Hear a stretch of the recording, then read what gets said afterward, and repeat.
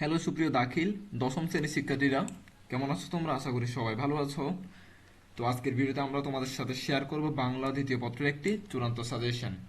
তো এর আগের ভিডিওতে আমরা বাংলা প্রথম পত্র দিয়েছিলাম এবং সেখানে তোমরা অনেকেই কমেন্ট করেছো যে কি তোমাদের অনেক কিছু কমন পড়ছে সেখান থেকে। কিছু কিছু মানুষের কমন পড়ে না, কারণ তাদেরকে ভিন্ন জায়গা থেকে তাদের প্রশ্নগুলো তৈরি করা হয় এই জন্য। বাট বেশিরভাগই 90%ই কমন পড়ে, 90%এরই কমন পড়ে। তো সেই উপলক্ষে আজকে ভিডিওটা তৈরি করা। আর তোমরা কমেন্টে অবশ্যই আমাদেরকে জানাবা কমন পড়ছে কি পড়া নাই, এবং তোমাদের পরবর্তীতে কি পরীক্ষা হবে, তোমাদের রবিবারে বা শনিবার বা সোমবারে কি পরীক্ষা আছে এগুলা কমেন্ট করে জানিয়ে দিবে আমাদেরকে। আর সবচেয়ে ইম্পর্টেন্ট ব্যাপার হচ্ছে আমরা তোমাদের যে সামনে বার্ষিক পরীক্ষা বা টেস্ট পরীক্ষা যেটা হোক না কেন, আমরা একটা ধামাকা নিয়ে আসতেছি। সো তোমরা আমাদের চ্যানেলে চোখ রাখবা, আমাদেরকে ফলো আপে রাখবা তোমরা। তো আমরা শুরু করি।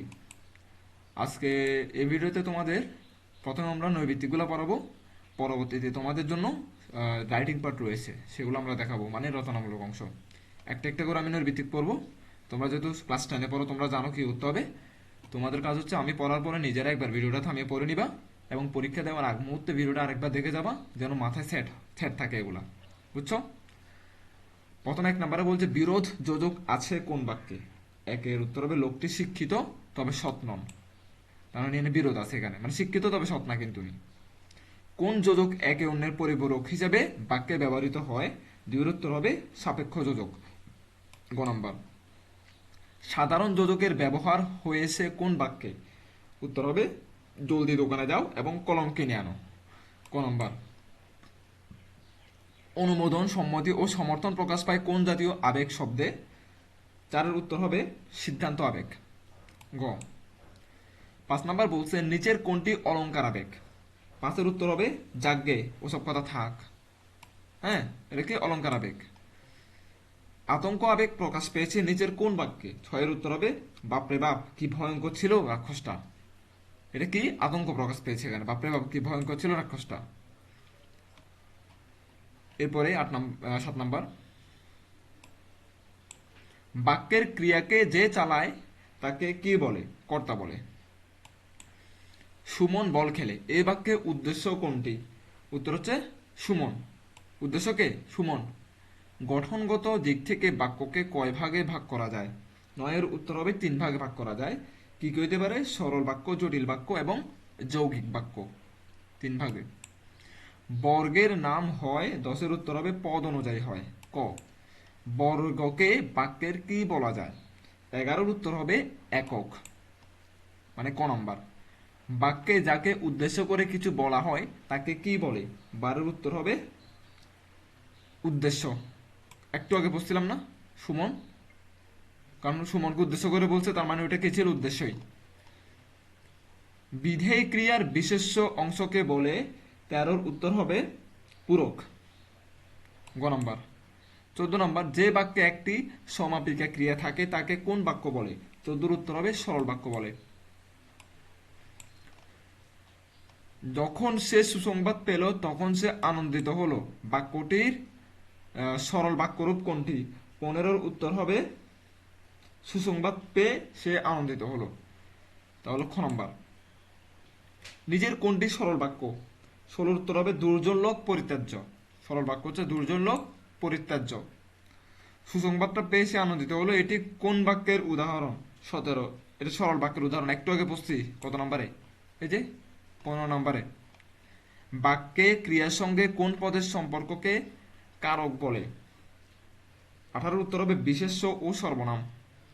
বিশেষ্য ও সর্বনাম। খ নম্বর উত্তর। বাবা বাড়িতে আছেন এই বাক্যে বাড়িতে কোন কারক? 19-এর উত্তর হবে অধিকরণ। ঘ নম্বর উত্তর। 20 নম্বর, অসহায়কে সাহায্য করো বাক্যের নিম্নরেখ অংশটি কোন কারক? মানে এই আন্ডারলাইন করা অংশটি কোন কারক? তাহলে উত্তর হবে এটা কর্মকারক। গ নম্বর।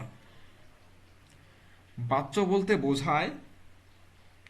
21 নম্বর, উত্তর হবে বাক্যের প্রকাশভঙ্গি। বাক্যের প্রকাশভঙ্গি। 22 নম্বরে আসো, চিঠিটা পড়া হয়েছে কোন বাচ্যের উদাহরণ? 22-এর উত্তর হচ্ছে যে কর্মবাচ্যের উদাহরণ এটা।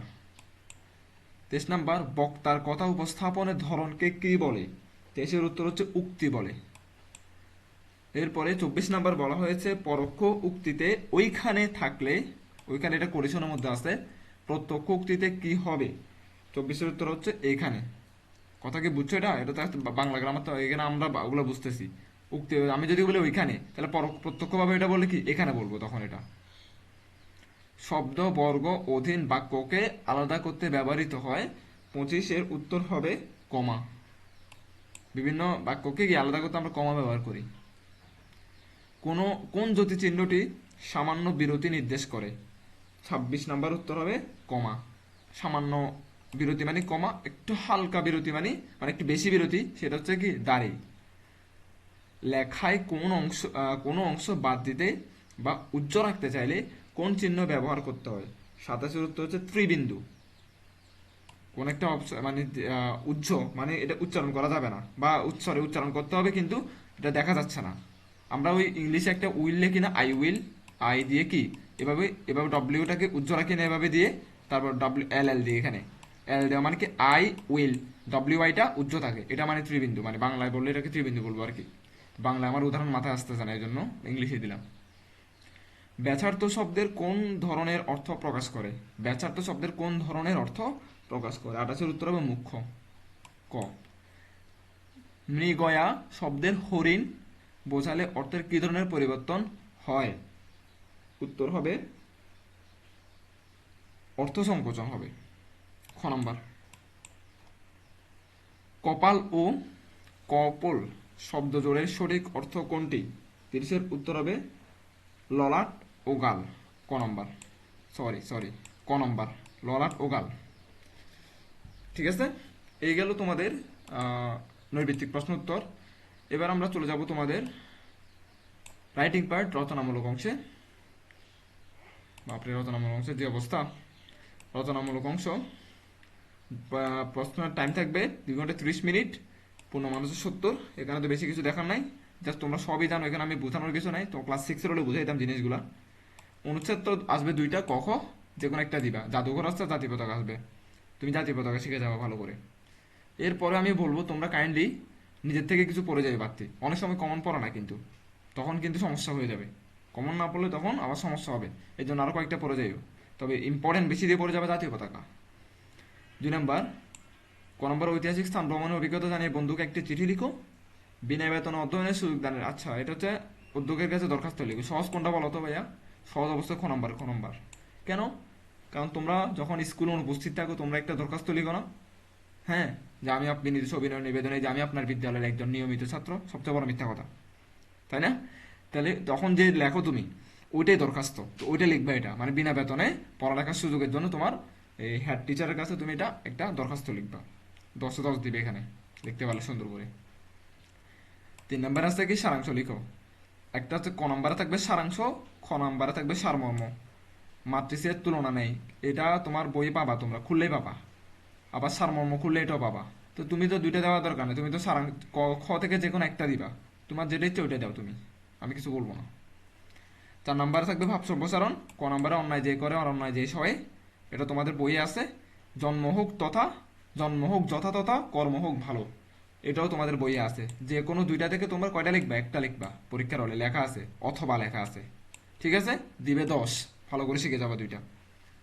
5 নাম্বার, 5 নাম্বার আসবে প্রতিবেদন তৈরি করতে। দুইটা প্রতিবেদন দিছি, এই যে প্রতিবেদন, দুইটা প্রতিবেদন থেকে যে কোনো একটা প্রতিবেদন লিখবা।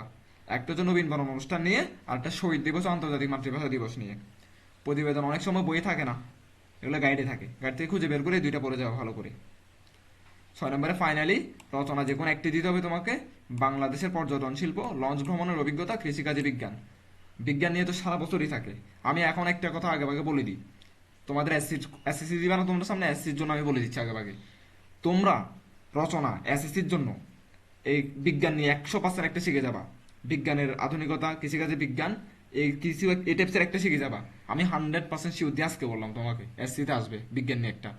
আরেকটা কথা বলে দিই, ইংরেজি সেকেন্ড পেপারে তোমরা wonder of modern science, in life, favourite hobby, এই তিনটা ভালো করে পড়ে যাবা। এসসির জন্য একটা চলে আসবে 100% দেখিও। ওকে, মানে একটু বাড়তি বলে ফেললাম আর কি সাজেশনগুলো আগে ভাগে। তো তো এই হচ্ছে তোমাদের টোটাল সাজেশন।